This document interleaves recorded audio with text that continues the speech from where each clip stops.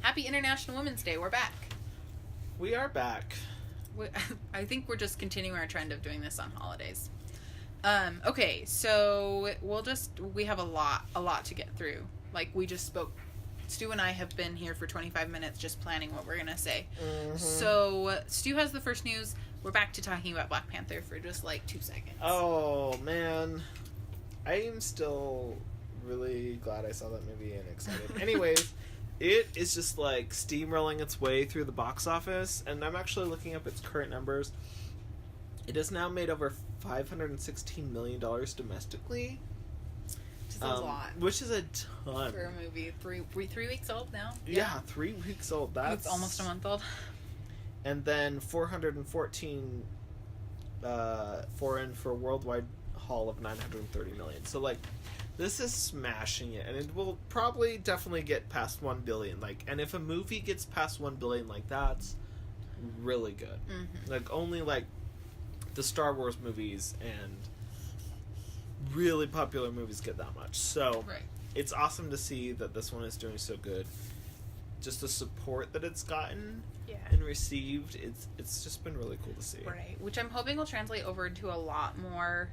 I kind of want to see this become a movement, right? Where this is representing people of color in a different light. Not just people of color, but women of color and people who don't fit the mold necessarily. And this weekend, we've got Wrinkle in Time coming out, which is directed by Ava DuVernay, and who is a woman of color herself, and then is led by 3 women of color. So the actress for Meg, I think her name is Storm?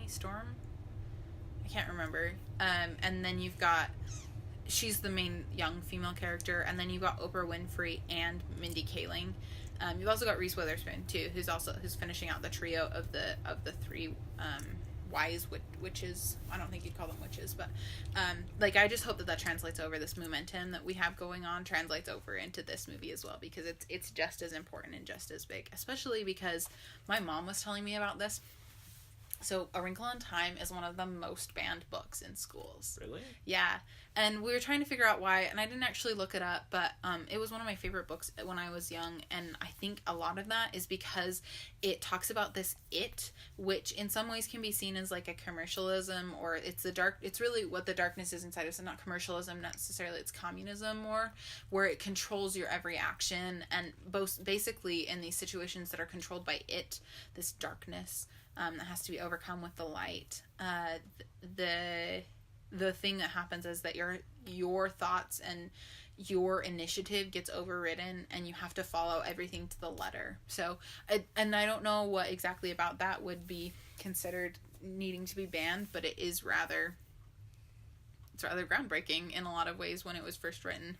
So, all right, I tangented there. All right, moving on. So, there's a lot of movie news this week. So hold on. I was reading a thread. So last week, Marvel Studios was on a scale from 1 to infinity, how excited are you for Infinity War Twitter. On May 4th? This is on Twitter. So Robert Downey Jr. responds can I see it earlier? And Marvel says, anything for you. How's April 27th? And he's like, great, with friends. And Marvel says, you mean these friends? And he tags a lot of the main characters, right? So he tags Chris Evans, who plays Captain America, and Chadwick Boseman, who plays Black Panther, and Danai Gurira, who plays Okoye, who's Black Panther's main guard, and then a couple of the other actors that are in the cast. And then Robert Downey Jr. says the entire world, and Marvel says that's fantastic. They move Infinity War up to opening on the April 27th for everyone. So it's only a week, but it's enough that we're getting this entire movie, which obviously this has to be somewhat scripted out and somewhat planned out for them to even go about this. This is not a candid moment. I was not everyone was oh my gosh, this is so cool. And I was you guys, the PR team totally planned this. You have to coordinate with that many theaters and to get an opening, red carpet night, all of this was scripted, but it was still fun to see this interaction play out. Who was, I can't remember, I was reading, did you read anything of why they moved it up a week? No, I didn't. I can't remember why. I wonder if it has anything to do with I need to look it up. There's like another movie I think opening soon I bet that they were it's like Solo. trying to. Oh yeah, I bet it's Solo. I think that is it. So Solo, Because studios are very choosy and picky when they release their movies, and they totally look at like what other studios are releasing at the same time because they want to maximize the money they can get out of Right. the movie. So if like a huge movie is opening on a weekend, you're not gonna release your movie that same weekend because your No. movie won't make anything. right. So the studios are So- very mindful of what the other studios are releasing. Right. Well, and Marvel and, Well, and Marvel and Star Star Wars Wars. are the same studio. That's true. So That's Solo, true. a Star Wars story, is coming out May 25th.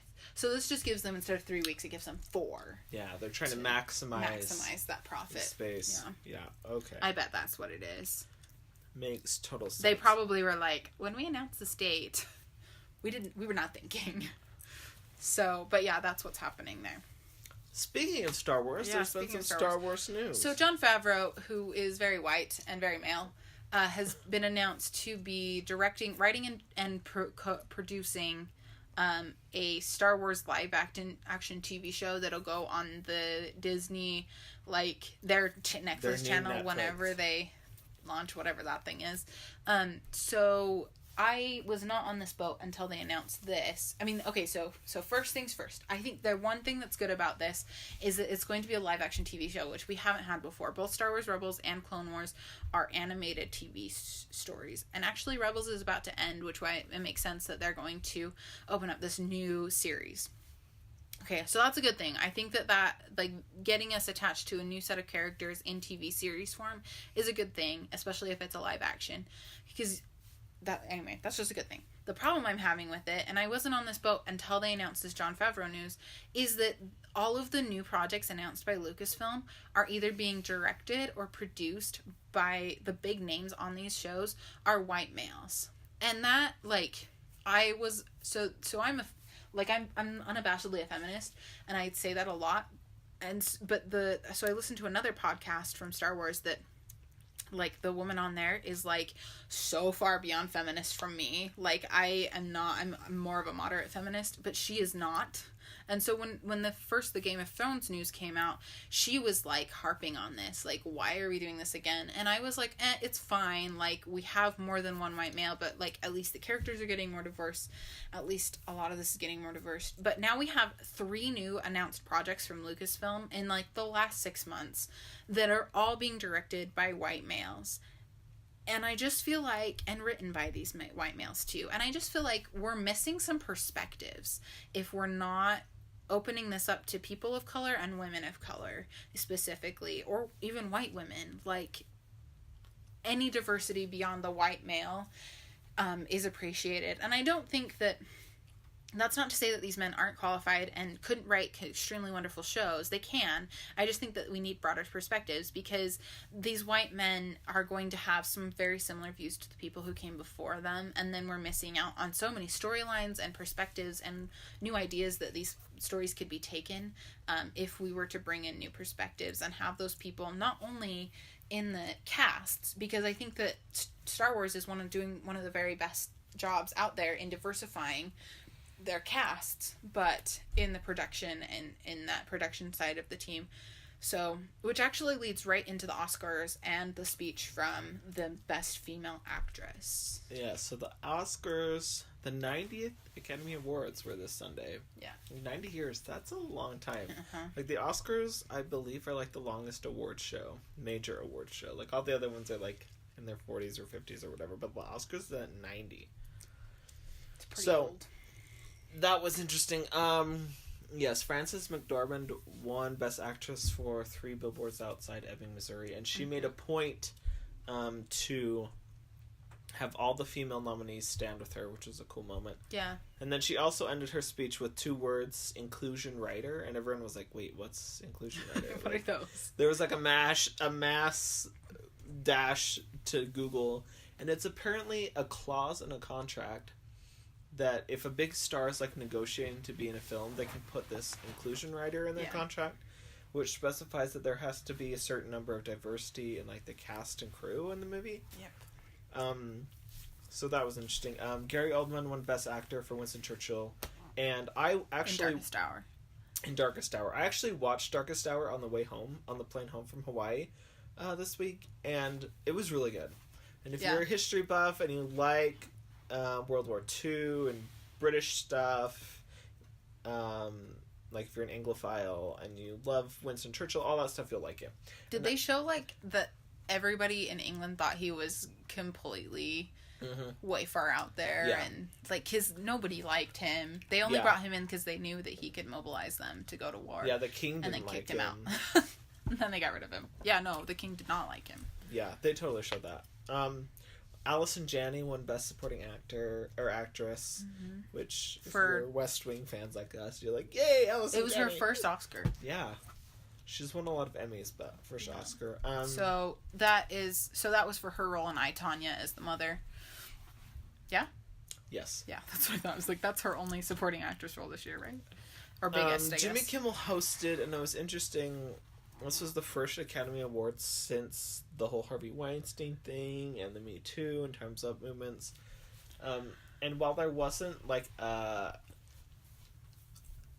movement like the Golden Globes where everybody wore black, right? There wasn't a movement like that, but there definitely was like a lot of. It was definitely influenced by those things. Yeah, and there was a lot of like actors repping their individual movement. So like some of them wore pins for the March for Our Lives, and some of them were like wearing, they were wearing different things that like symbolize the different movements they were a part of. But there wasn't like a unified let's all wear black for the Time's Up movement. And it's interesting, so Casey Affleck won Best Actor last year, and traditionally the Best Actor and Best Actress come back and support and present the opposite genders award. Right? That's the Oscars tradition. But if you remember from last year's Oscars, this was interesting before the whole Harvey Weinstein stuff, like Casey Affleck was facing some allegations, and there was a whole thing about that, and some people are like really upset that he won. So he decided not to return to this year's Oscars, which in this climate, it totally makes sense. But what they did is they had a lot of female presenters. So the Best Actor and Best Actress awards were presented by all females, which was interesting. Was it Emma Stone that bowed out as well? She actually presented the Best Director.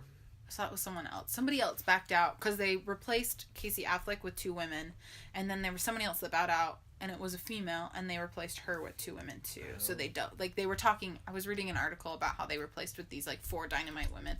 I can't remember who it was though now, but there were, from what I understand, a lot of female presenters. Yeah, the actress was presented by Jennifer Lawrence and Jodie Foster, both previous Best Actress winners, and the Best Actor was presented by Helen Mirren and Jane Fonda.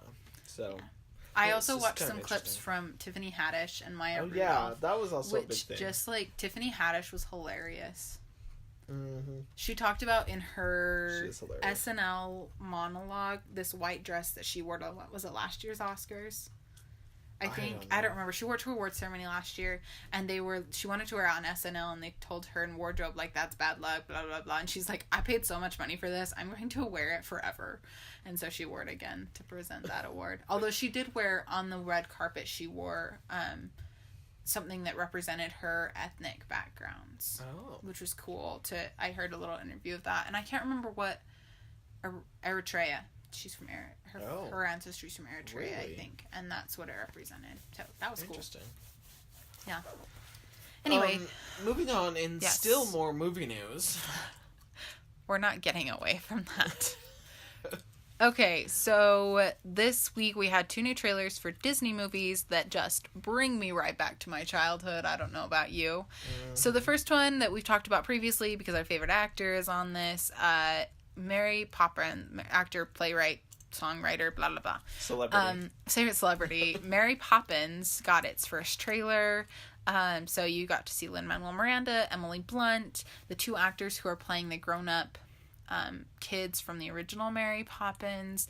It just was kind of a really lovely trailer. You got to see the kite, a kite that's very similar to the one that you see at the end of the first Mary Poppins, that Michael made, and then when they sing the whole Let's Go Fly a Kite, it's a kite that like pretty much is the kite that they made for that scene, with a couple more patches and stuff, but you follow this kite through the trailer, and it's really cute. It was cool to see Lin-Manuel Miranda. Yeah. to be like, because like he's a big celebrity and we, as we all know, we love him, but like he hasn't done a lot of like acting. Not a lot of movie acting. Right? Yeah, he does a lot. I mean, he's more of a writer and a songwriter, so it's interesting to like see him Broadway. Like, yeah, which you don't see on screen. So it's interesting to see him on screen. It was like, whoa. Also, Meryl Streep is in this movie. She wasn't in the trailer, and I'm like really curious like how she fits in. More like a teaser trailer. Yeah, though. it was There a teaser. wasn't very much in it. And a lot of it was familiar. So you had the Mary Poppins look in the mirror, the reflection stays there and winks at you. Like, that was a familiar trope. Yeah. And a couple more things. And just, like, it was just lovely. It was. It was just cute. Comes out at Christmas. It comes out at Christmas, which this is kind of early, I feel like, for a trailer, but I'm used to Star Wars. And those come out just not early. So, that'll be fun to keep watching. And then, I didn't know they were making this into a movie. They released the first trailer for the Christopher Robins movie. Christopher Robins, if you remember, is Pooh Bear's best friend. Well, actually, supposedly the whole Pooh series takes place in Winnie the Pooh series takes place in Christopher Robin's head. They're all his make-believe friends. But, Side note, right. So Christopher Robins is all grown up in this story, and I didn't look into it too much, but basically he's a grown up and he's like freaking out. He's got all this responsibility, and all of a sudden Pooh Bear shows up, and it was really cute, and it's a live action, and Ewan McGregor is playing Christopher Robins, which that's an excellent casting choice. Also, side note about trailers, why haven't we seen anything for Fantastic Beasts yet? Oh, I don't know. Because that comes out in November, and like we're already seeing stuff for Mary Poppins, and that comes out at Christmas.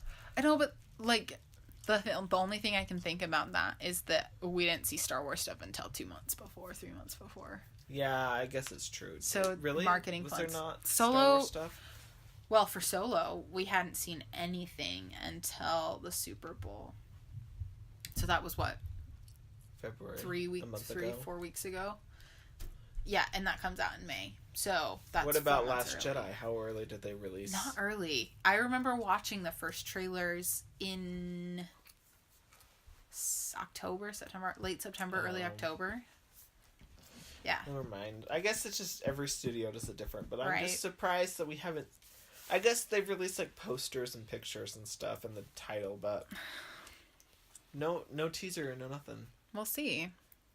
Yeah, I don't know. Anyways. Let's have to keep our eyes peeled.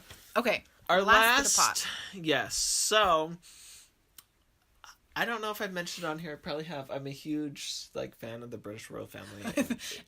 If they like go back like every other episode, they'll find it. Oh, okay, good. So, if you didn't know, Harry and Meghan are getting married in May. And there's a lot of speculation about who's going to be invited to the wedding. Didn't they open it up to the public? They kind of did. Okay. They're inviting, like, certain numbers of the public to, like, be invited into the grounds of Windsor Castle and, like, watch the procession arrive and stuff. But it's not, like, the full general public. That's probably a good thing. Yeah. But yes, there will be some commoners that will be allowed to attend. Stu, you gonna fly over there for your next trip? Oh, I would love to. I really actually want to go to London. London would be awesome. But there's been a lot of rumor, like, will the Obamas be invited because them and Prince Harry have done a lot of things together? Yeah. Is Elton John going to be invited? Because if you don't know, he was a very close personal friend with Princess Diana. Mm-hmm. And he famously sang at her funeral. And there's a whole thing.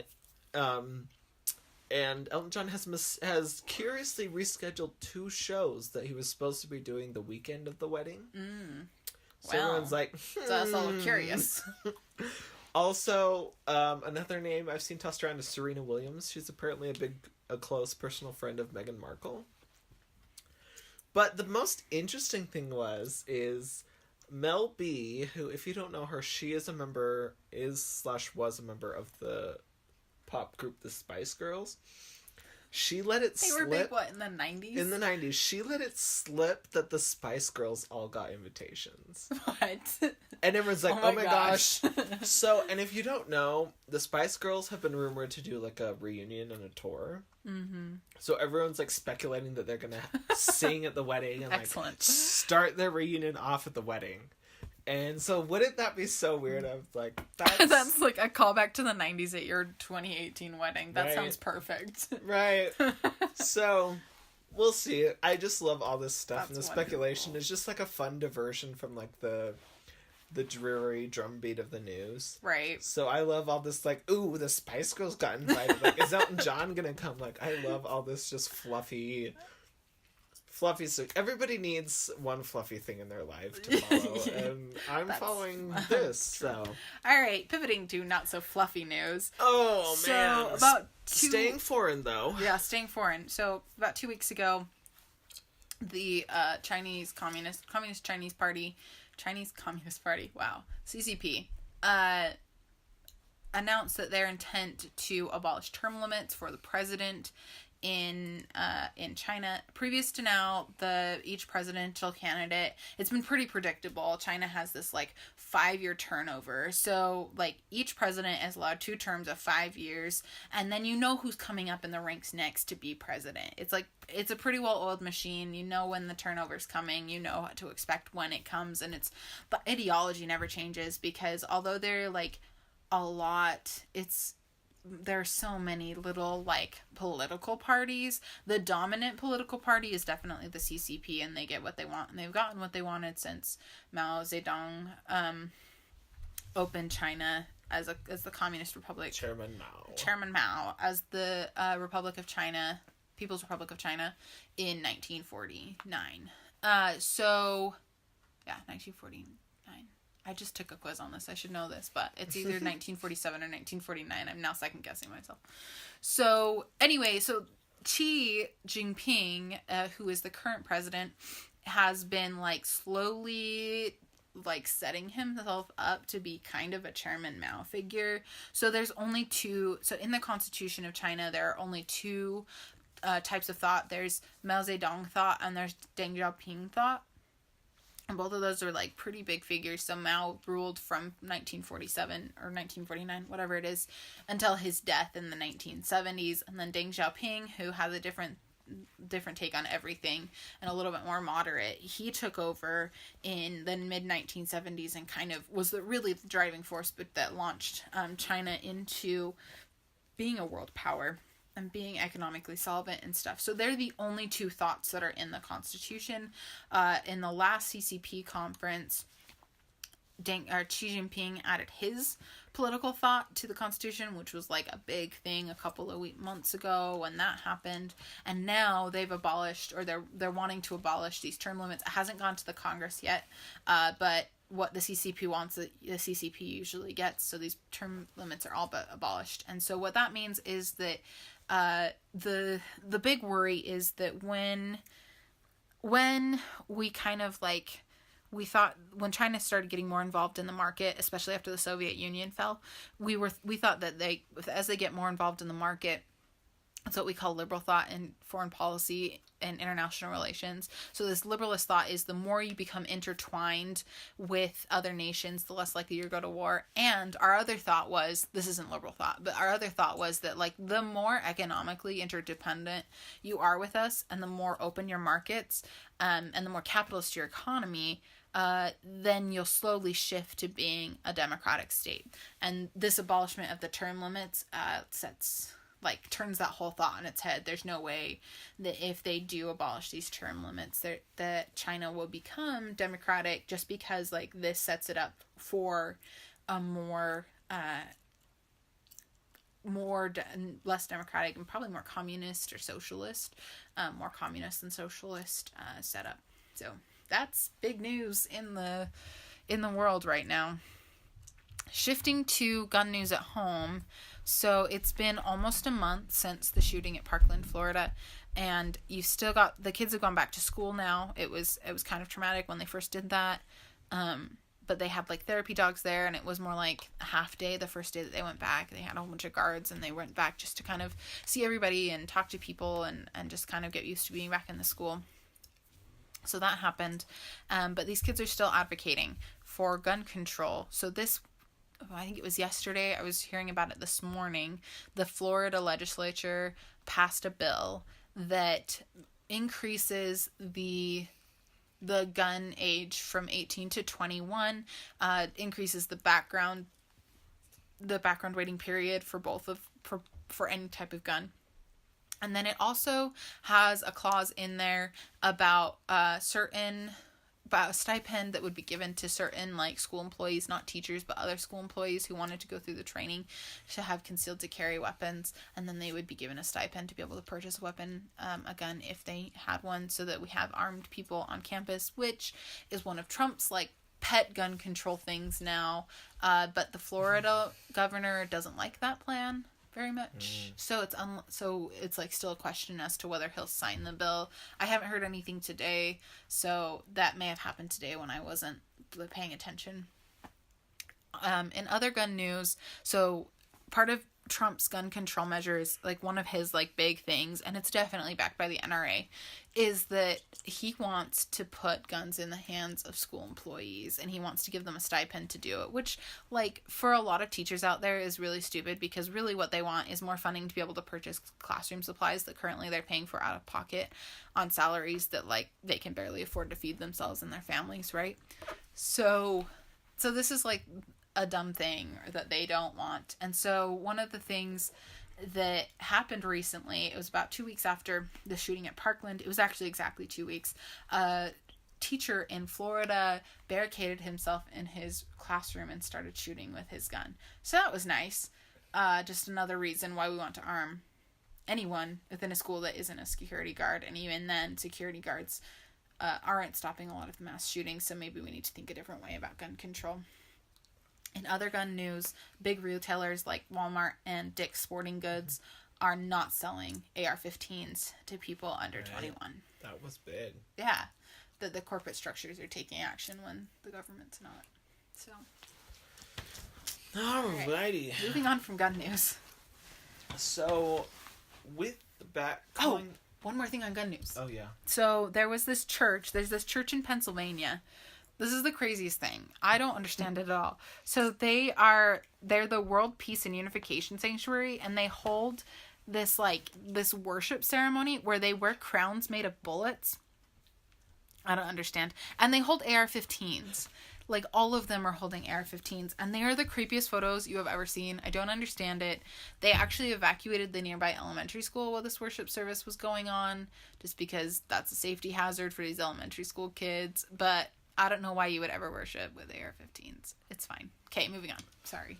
So, going back to the Rob Porter scandal. Oh. Which seems like... Back here again? Decades ago. I know.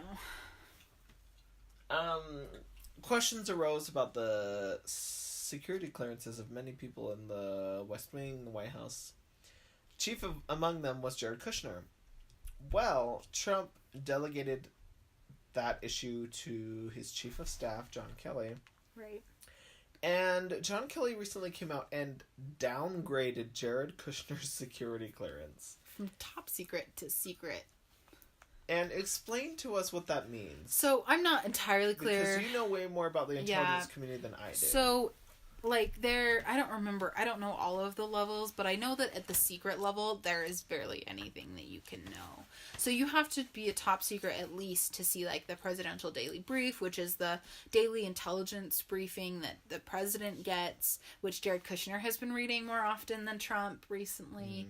Like, secret, you don't know very much of anything. So the joke right now, and it's true, is that the calligrapher at the White House actually has a higher security clearance than Jared Kushner, because he has to know a lot of, like, the diplomatic visitors who are coming, and a lot of times but those are intelligence secrets. The reason this is so crazy is Jared Kushner is the person appointed to handle Middle East peace, to be the point man on Mexico, right? China. Like, he has a large policy portfolio, and it's like, how are you supposed to do that? Anything with a secret clearance. Like, so he can't talk to, like, the Secretary of State, the Secretary of Defense, like, National Security Advisor. They just can't say anything. I know. They can't talk about anything. So how's he supposed to do... He can ask them how they're doing. Yeah. Like, that's about it. Also, it was reported by the New York Times that Jared Kushner met with the president of Mexico this recently without the U.S. ambassador to Mexico there. And everyone's like, what? You're not... And also... what is he doing? I do not get the purpose of Jared Kushner. I think he's such an enigma, and, like... He has no diplomatic Well, and experience, he also no has government so experience. much, like, there's so much that somebody could get him on.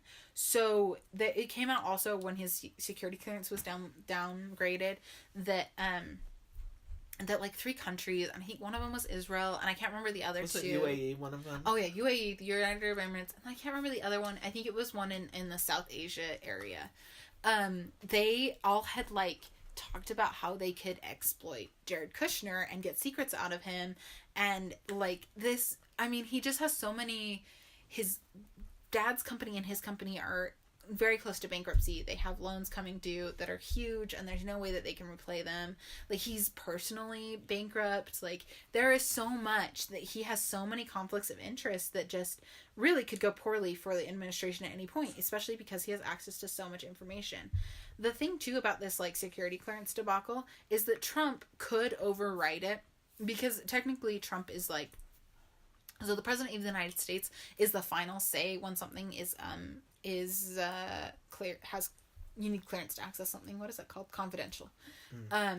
He's the final say, and he says whether something is confidential or not. And so he could give Kushner this, like, verbal permission to access this information, but he would have to do it every single time.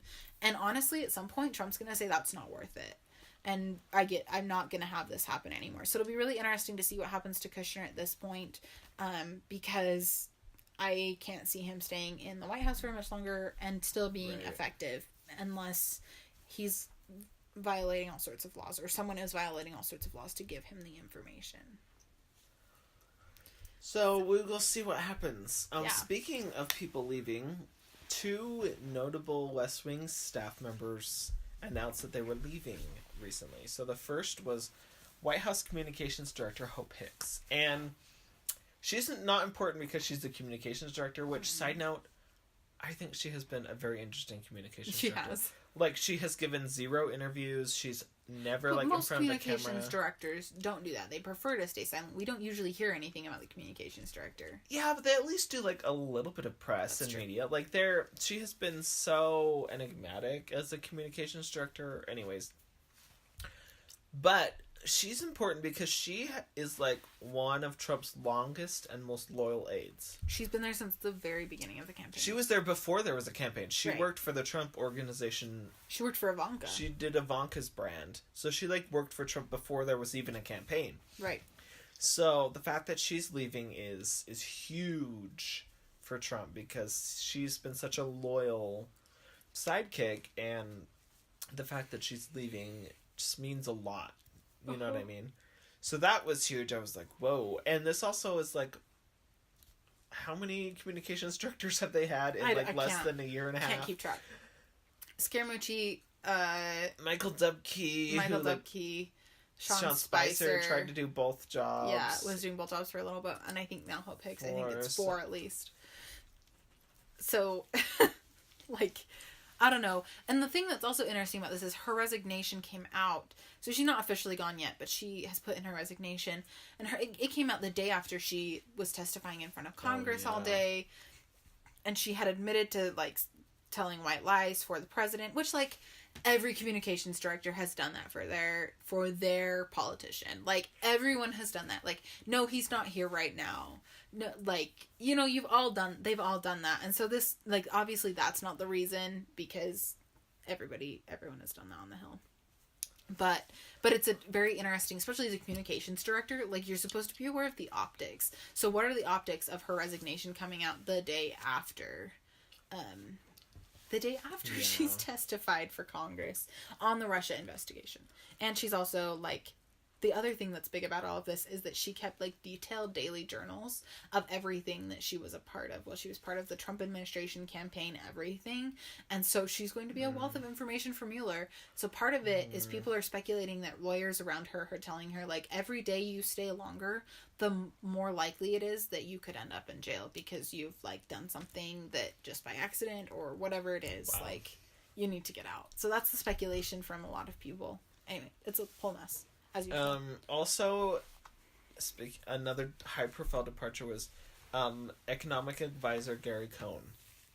And he supposedly, and this is interesting, he left what put him over the edge was tariffs. Right.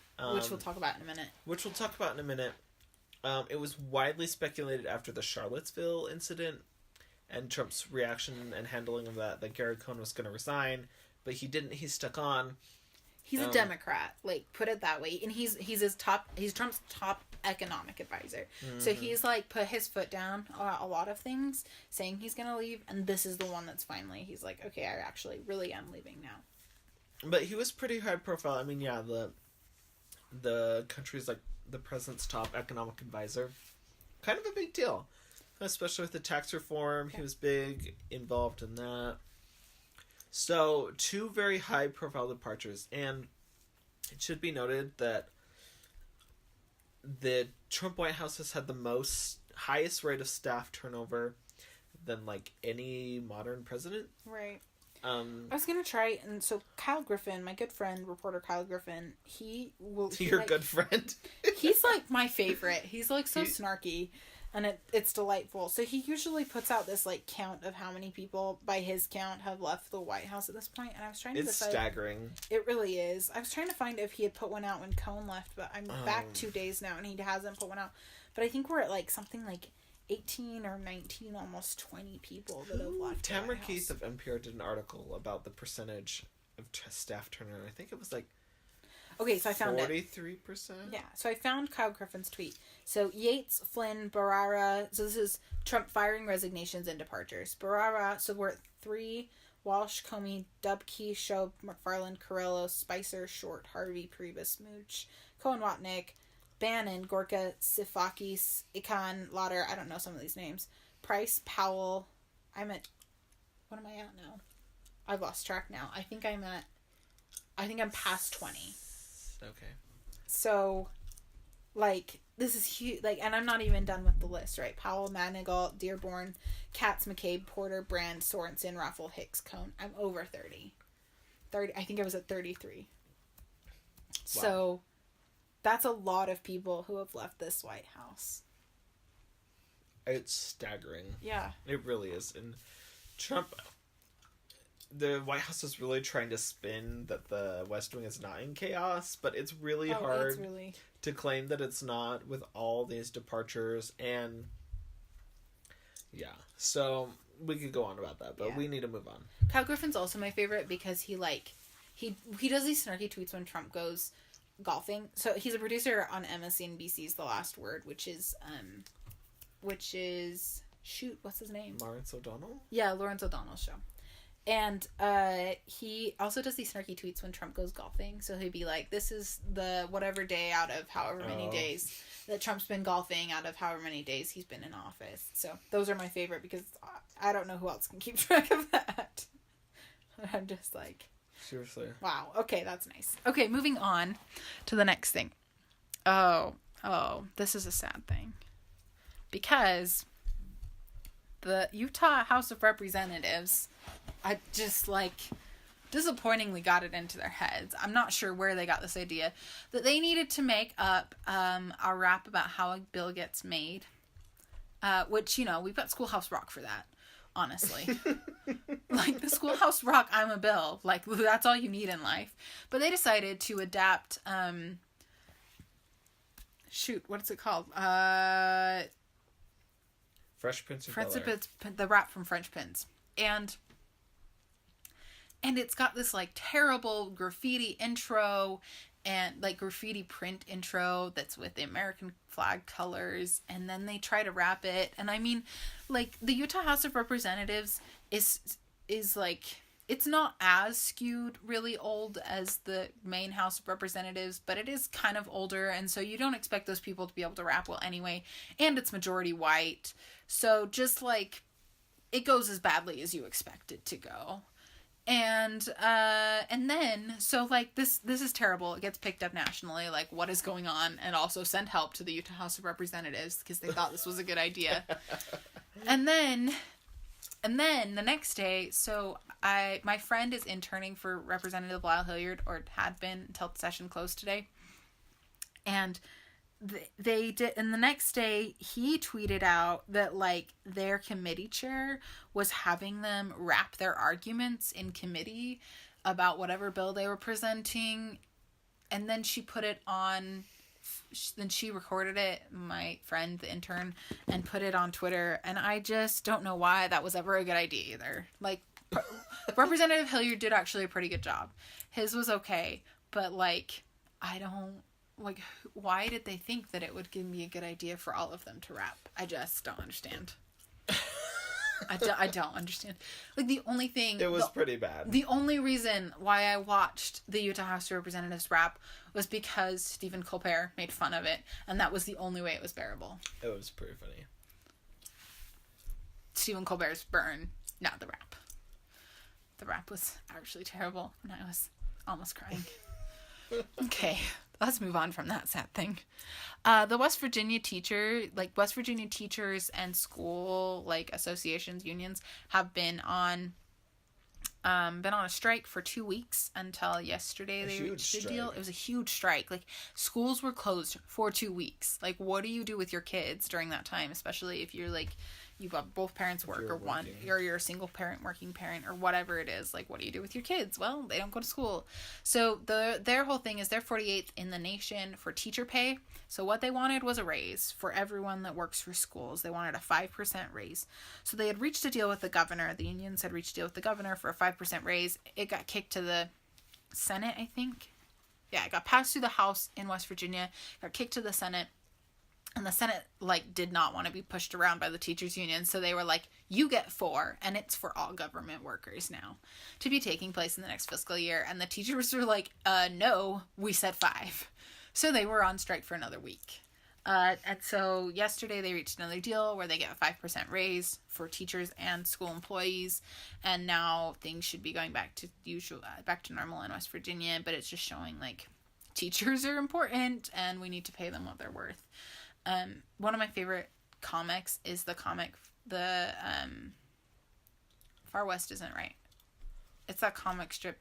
Anyway, it's got, like, these basketball players dribbling, and there goes by a limo, and the basketball player's like, man, those teachers get paid well. I play professional ball all day or every week, and the teachers just teach all day, and they get paid way more than I do. And it's just an inverse, and it's just lovely because teachers should be paid more for teaching the future. All right, Trump tariffs, which is why Kerry Cohn retired, removed himself from the administration, not retired. So these are basically, Trump decided that we needed to focus on our steel industry. So today he put tariffs on international steel, except for Canada and Mexico. And it's just a terrible idea because a lot of times tariffs can be useful when wielded as an economic weapon, but they can also spin us into a trade war, and the European Union is threatening a trade war. Germany is threatening the importation of Harley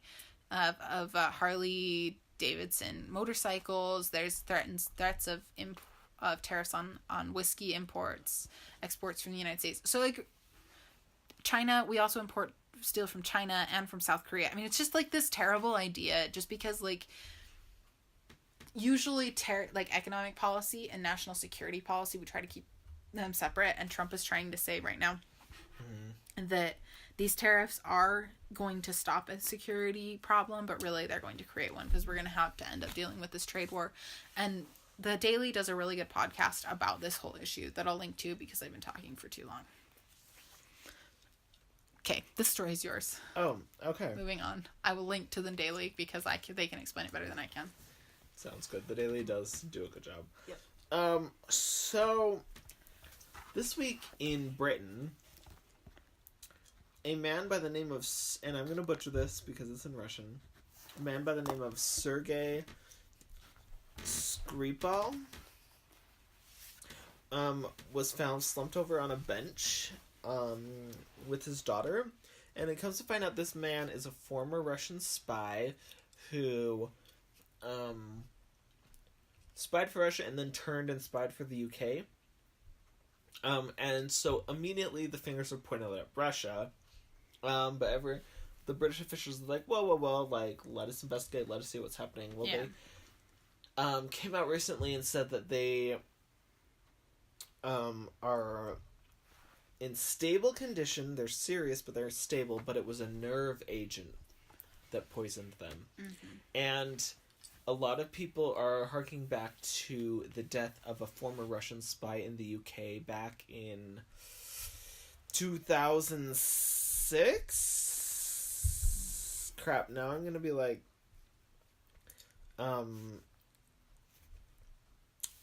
crap. Yes, okay, here it is. So his name was Alexander oh my gosh, I cannot do Russian names very well. Litvinenko? Sure, that sounds great. He was a former Russian intelligence officer that died after drinking tea laced with a radioactive substance. Oh, that's sweet. And the UK government nice. did a long study, That's and they perfect. finally concluded that the Russian government ordered the attack and orchestrated it. So let's be clear: is that these men were Russian spies spying on Britain, and then Britain turned them so that they were feeding Britain information about Russia. Yes, and so now another one has happened, and it looks suspiciously like the one from over a decade ago. Yeah. And of course, Russia's denying it and everything, as they always do. But As per usual. it's so interesting, just the escalation of Russian aggression. Yeah. And it just more proof that Russia's aggressive, and they do crazy things. And they know how to get our attention too, because last week, Putin had this like conference where he was talking about this new nuclear weapon that they had. Oh yeah. And it was, I haven't seen all the details, but it was like, he was definitely bragging about it. And he knows that like the way to get us is he can get us through social media and through information hacking and through computers. And he can get us by threatening to amp up our nuclear stockpile by showing that he has a more powerful weapon than us, especially with our current administration. So Russia's always been tricksy, but they're getting even more tricksy now. And speaking of nuclear weapons, moving on to North Korea. So it's come out. It's been a busy couple of weeks with North Korea. No more new testing of nuclear weapons, but North Korea and South Korea have been talking, and so it's been coming out in the last couple of days that like North Korea is willing to approach talks again where they put their entire nuclear stockpile on the table, which is like just fascinating to me because I never thought we'd reach this point. I know. So they're willing, soon too. and so soon. So they've been willing to put their entire nuclear stockpile on the table, like give it up to come into talks with us. And then today there was an extension of an invitation from Kim Jong-un to Donald Trump to visit North Korea, which like is the holy grail of diplomatic like moments with North Korea. We've been trying to get them to meet with us for decades, ever since Bill Clinton, I think it was Bill Clinton, who met with Kim Jong-il. So Trump accepted the invitation. They're trying to set up a meeting for May. This happened like in the last 4 hours on Thursday, so things could change.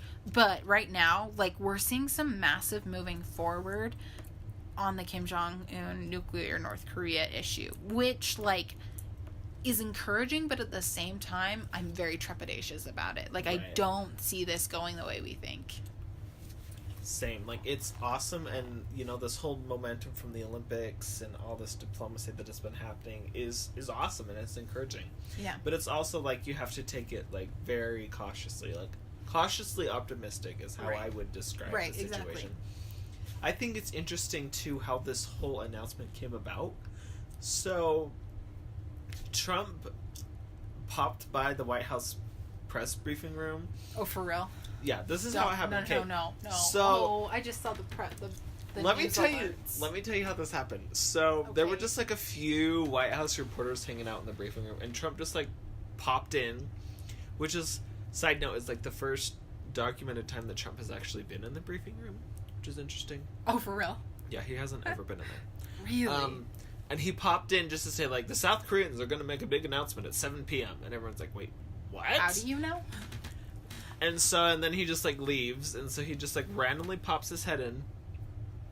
And then everyone's, like, asking the press secretary. And they're like, we don't know anything yet. Like, hold on.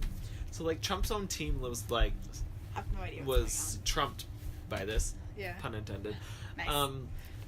So then they announced that no U.S. official will make an announcement, and that the officials from South Korea will be making an announcement in front of the White House. Okay. So the North Korean's national, not North Korean, South Korean like national security advisor made the announcement at a news conference to reporters in front of the White House, and there was no American official present. Okay, that's weird. And everyone's like, what? They had an Oval Office meeting with Trump and Pence and Mattis and McMaster and the whole thing. But, like, the official announcement they made to the press was just the South Koreans by themselves in front of the White House. Okay, that's a little weird. Isn't that weird? Like, that is weird. Optics and communications wise, it's like, that is so weird. But, like, yes, it's a South Korean feat, so I can understand why they would want it to be that way. But at the same time, like, at least send a United States national security representative. I don't care who it is. Yeah. But send someone. Also, it's interesting to note that, like, so now the government has to, like, hastily plan this summit. Right. In it's North like Korea, of all places. And there was no U.S. ambassador to South Korea. A bunch of, like, the State Department's people from that area have all left. You're right. I can't remember what his name is. Somebody just retired that was, like, the State Department's point man on North Korea. So, like, the State Department has, like, nobody to handle this. So my hope from that is that maybe... Isn't that sad? Well, I mean, with the gutting that the State Department has undergone, it was a matter of time before we ran into an issue like this. So maybe, and like, this is hoping beyond a hope for someone who believes in the power of the State Department, that they'll recognize that gutting the State Department is actually a terrible idea. But that's not going to happen, so it'll be very interesting. I've been seeing a lot of people who are outraged on Twitter, who are outraged about, like, for me, I can see this as a step forward where Trump is actually meeting with North Korea, and North Korea is willing to make concessions. But a lot of people are like, well, this is great. Like, we're sending Donald Trump to negotiate about nuclear policy, which is true. But you'll also hope that he'll take people, like, that he will listen to, like Mattis, H.R. McMaster, if he's still around, and maybe Tillerson, if he's still around. Like, you'd think that he would, and you would hope that he would take people like that with him to kind of temper him. But it'll not, like... Obviously, in the end, that's not actually going to happen. Like, nobody's actually going to temper him. And I will actually also be very interested to see with the heavy, like, the heavy security that always accompanies anyone foreign in North Korea, how Trump will react to that. Because you're always going to have North Koreans shadowing you, and he probably won't have access to his phone, or shouldn't have access to his phone at all during that time. Because that could end very badly if he has access to his phone. I saw some, like, North Korean experts talking... Kim Jong-un hasn't left the country since he became the leader. Yeah, I think that's right. And that was in 2012. So 1, 2, 3, 4, 5, 6. Like, he hasn't left the country for 6 years. And I don't think... Correct me if I'm wrong. I also heard that he hasn't met with any foreign leaders. Like, not even from China or Russia or, like, anyone. I don't know. But I think that he hasn't... He probably will by then, because I think Moon is going to visit before that. Oh, yeah. So President Moon from South Korea. They are having a Korean that summit. Might be right. Because North Korea has become a lot more isolationist while he's tried to assert himself as leader. So I think that's right. I don't know, though. I'm not a North Korea expert. I'm not 100%, but from what I've seen, people who are experts have been talking about it. So, like, the fact that he invited Trump to North Korea is huge. Yeah, that is huge. Like, groundbreaking. And... I've seen a lot of people saying, like, ooh, don't do it in North Korea. Like, that's a bad move to have it on their home turf. So it'll be interesting to see if, like, the United States government negotiates a different location. Right. Like, all the details. There's so many questions. Like, where's it going to be? When's it going to be? Who's it going to be? And when you don't have a team to coordinate that, like, you're kind of at the mercy of the North Korean and South Korean teams. Because you don't have our own team to kind of be like, nope. Or, yep, sure, we'll do that, you know. So... we don't have our team on the ground. So it's going to be interesting. We'll see how that plays out. It could be a foreign policy nightmare. It could be a foreign policy meh. Like, I don't think it'll be a success. Like, that the optimist in me says, like, the best it can be is meh. But, like, we get nothing done, but it happens. Okay, moving on to our soapbox. We're running out of time. I'll make this quick. Yours. So, I'm going to talk about something that Trump loves to do and compare the Obamas and the Trumps. Trump loves to do this, right? He's always like, President Obama did this, or President Obama didn't do this, or President Obama was weak on this. So, this week, a photo went viral of a 2-year-old black girl standing in front of Michelle Obama's new portrait at the National Portrait Gallery and just being in awe. Just transfixed. It's a cute picture. And the photo went viral enough so that Michelle Obama met this girl and they had like a little dance party and like it was cool. Her name's Parker. Oh, is that her name? Okay, cool. So, but then Michelle Obama tweeted after and was like, you know, in typical Michelle Obama terms, like, keep fighting for your dreams, whatever. Like, I can't wait to someday look up and see your portrait. Yeah. And it was just like, oh my gosh, like, it just really hit me, and I was so amazed, like, how inspiring the Obamas were and are. Right. Like, Michelle Obama, I think, really got the function of First Lady. Because the First Lady is such, like, it's not a constitutionally mandated office. It's just, like, there's no boundaries, there's no rules, there's no guidelines. But I think Michelle Obama really got, like, the essence of what a First Lady is supposed to do. Mm-hmm. Because she really, like, worked to inspire the youth of America, to get an education, to eat healthy. Like, that was her big push. She really pushed on education. And then I just thought of, like, Melania Trump and how uninspiring she is. Like, yes, she's beautiful. I mean, she's a formal model. Like, she wears all the fancy dresses and clothes. Like, she does that same stuff as Michelle Obama, but I'm not inspired by her. No, and she just doesn't come off as warm and friendly. Right. And she always, I don't know, and she hasn't, like, she says she's gonna, like, take up the issue of cyberbullying, but she hasn't done anything That's on that front. Her issue is cyberbullying, and in the end, like, there have been a lot of things where, like, the Trumps themselves are the ones who are participating, and, like, not participating necessarily, but, like, inciting cyberbullying that lead to, like, death threats. Yeah. Like, and stuff like that. Like, it's, like, she's not even doing the job within her own family. Which you can't control her adult stepchildren, but still. Yeah, so I don't know. I'm not inspired by Melania Trump. Like, nope. I don't think she is a role model for kids. Like, the same way that former First Ladies, like Michelle Obama especially, Laura Bush, Nancy Reagan, like, you think all of these First Ladies, like, had a big role. They're very out there. They're very passionate about her causes, and I'm just not inspired by Melania Trump yet. And she could prove me wrong. Like, she could come out with a huge cyberbullying thing and really go at it. But as of right now, I'm just not inspired by her. Right. And I feel like that's the core function of a First Lady, if there is a function, because there really is no written rules. Right. But is to just inspire America, specifically, like, the youth of America. Well, and I think Michelle Obama really got that. She really got that. She really did. And I think that one thing that, like, is concerning about Melania, like, one of the things that she could show is that, look, an immigrant can get here. Like, that's obviously true. I got here by marriage, but I can make a difference as an immigrant. And she's not showing that. Like, she has that innate capability to do that. And not only is she uninspiring as a kind of a reclusive First Lady, we don't see her very much, but she's not doing anything in either of those functions, and I think she could be doing a whole lot more.